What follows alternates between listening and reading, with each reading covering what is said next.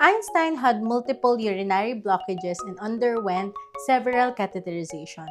Eventually, he needed a perineal urethrostomy, a life-saving surgery often called as the sex change surgery for male cats. Conditions like FLUTD, UTIs have many contributing factors, including stress, environmental changes, hydration status, and underlying medical condition. While food alone is not the main cause of disease, proper nutrition plays an important supportive role. For cats needing additional support, options like Mochi's Urinary Care Wet Food contains cranberry extract for urinary tract support and D-L-methionine to help maintain balanced urine pH. Wet food also increases moisture intake, which help dilute the urine. When choosing your cat's diet, check the label.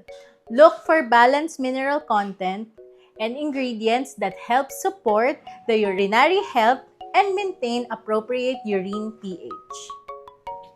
What truly matters is balanced nutrition, correct portions, adequate hydration, stress management, and regular veterinary checkups.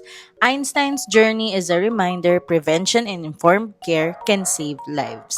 Bye!